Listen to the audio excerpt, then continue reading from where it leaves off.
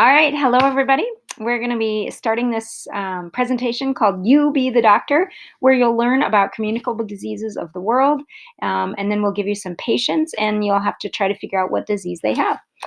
Some of these diseases are gruesome, some of them are very, very touching, but they're all important all over the planet. So the first one that we're going to talk about today, let's see if I can get it to work. There we go. The first one we're going to talk about today is a disease that was super important in the 1800s and 1900s. This is tuberculosis. Tuberculosis is a bacterial infection.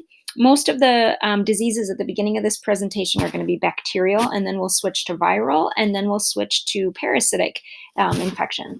So this is a bacterial infection, and it's caused by people coughing or sneezing and then breathing, the next person breathing it in.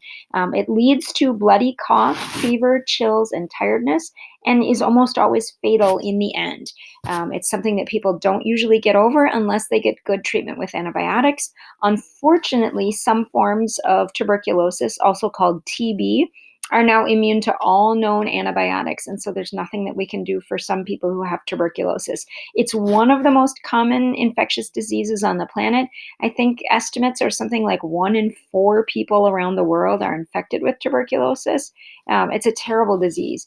In the past, here in the United States, because we didn't have a cure for it before antibiotics, people were quarantined in sanatoriums. Once we invented antibiotics, then we were able to close those sanatoriums. The worry is that we'll have to bring those back again. All right, the next one that we're going to talk about is pertussis. Pertussis is also known as whooping cough. It's a highly contagious bacteria that leads to a really powerful hack and then a sudden intake of breath, and that's where the whooping sound comes from. Sometimes people end up vomiting because they're coughing so hard. Sometimes they can break a lung. And obviously, it's much, much, much more serious in small children than it is in adults, but it's still something that we can prevent with a vaccine. And it's kind of making a comeback in the United States right now because not as many people are getting their vaccines. So pertussis. Next is diphtheria. Yeah, that's a pretty gruesome picture. Diphtheria is a highly contagious bacteria that can be transferred by touch or breathing in the secretions from an infected person. It leads to sore throat, as I'm sure you can see in that image, a yellow or white membrane on the tonsils, throat, or nose. And it is almost unknown in the United States because we have the DPT vaccine. So as long as people get their vaccine, they're not going to get diphtheria. All right, the next one, this is a really sad story. The photo is from Haiti in 2010. Cholera is a bacteria that comes from infected water. It's usually water that's been infected with feces. It leads to extreme watery diarrhea, vomiting and leg cramps, and then to death. Severe cases can cause death in hours. And I found that many of my students in the United States have no idea how many people die from diarrhea every year. It's a huge disease, it's a huge disorder, and diarrhea can be deadly, obviously, in a few hours. I will mention the story about Haiti. After Haiti's earthquake, people from all over the world came to try to help the Haitians rebuild after their earthquake in 2009, 10, something like that. And unfortunately, some of the people that came from other areas of the world had cholera, and then the poor sanitation in Haiti allowed that cholera to spread. So though Haitians had never had cholera before, it was the relief workers that actually brought cholera to Haiti, and then it was a horrible epidemic in Haiti. It is cured with antibiotics, but very, very difficult to stop. Okay, the next one, most people have heard of leprosy, but they don't really realize leprosy is a real disease or that it still exists today. It's a super, super contagious bacteria that leads to numb hands and feet and sores all over the body, eventual loss of fingers and toes. Sometimes I've seen people whose noses have developed leprosy, and so their noses become enlarged and then eventually begin to fall off. People with this illness used to be, especially in biblical times, isolated in special leper colonies. Some of those colonies still exist today. Fortunately, is a bacteria, and so it is curable with a really, really high dose of antibiotics for many, many, many months. Leprosy is a curable disease nowadays. All right, the next one is tetanus. Many of you have heard of needing to get a tetanus shot if you have a big boo-boo. That's because tetanus is a bacteria that's found in soil. And so anytime that we get a deep wound, there's always the chance that the tetanus bacteria, which is all around us in the ground, could get into our wounds. And it causes this is a painting of somebody who's suffering from tetanus. It causes unbelievably painful muscle cramps. The entire body cramps up. People are unable to open their mouths, and that's where the name lockjaw comes from. And often the ultimate cause of death, the muscles get so tight that the stomach actually vomits into the mouth, and then the person is not able to open or unclench their mouth, and they can suffocate in their own vomit. It's a very, very, very terrible death for which we have a vaccine.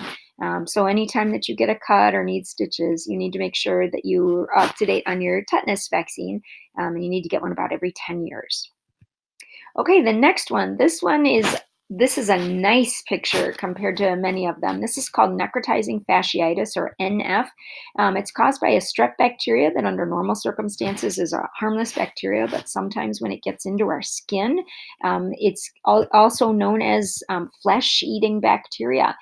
Basically, an injury becomes red and then blackens due to this infection of the bacteria. The color moves outside of the injury, and it can sometimes move as fast as an inch an hour. So it's super, super fast. A person gets themselves to a hospital, and then they have to basically amputate or debride any tissue that has been infected with the bacteria. And that can lead to amputations, and it's most serious, as it is in this young man, when it's in the middle of the body, when you can't amputate part of the body. So this man survived, and he's a very, very lucky fellow. So necrotizing fasciitis, flesh-eating bacteria. All right, next is polio. Polio is one of the most famous diseases, and it was pretty much entirely wiped off the planet almost by the polio vaccine. This one is a virus as opposed to a bacteria. The other ones have been bacteria. It's usually transmitted through contact with feces, with poop. So whether it's contaminated waters or what have you, somehow somebody's been contaminated with poo, and that's how they get polio. And the poo has to have been infected with polio. You don't just get it from coming in contact with poo. Most cases, most of the time when somebody is infected with polio, oddly enough, they have no symptoms. So only about 1% of people who have polio actually show any symptoms.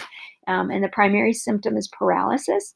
It can be paralysis of the legs, or it can be higher in the body, so it can include arms. And then worst of all, it can cause paralysis of the diaphragm, which means that people cannot breathe on their own.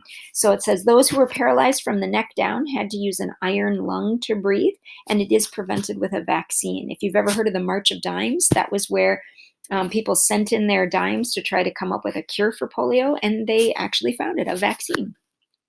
So I just want to show you how devastating this disease was.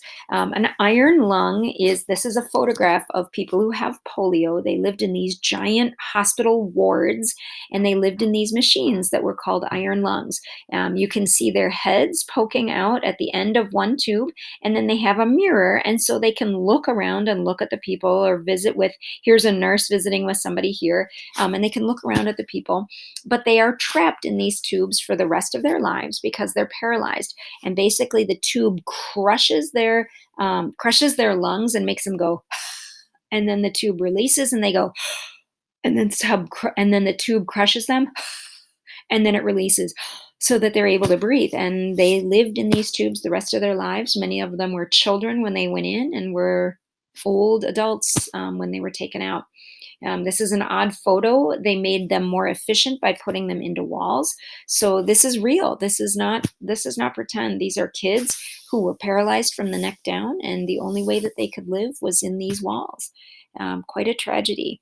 This is another version of the iron lung, where it was made a little bit smaller. So this man, at least most of his body was out, and he was able to be in a hospital bed. Okay, so you guys, we're going to stop with this set of notes, and we're going to go to the other video, and then we'll finish up with the notes. That's it.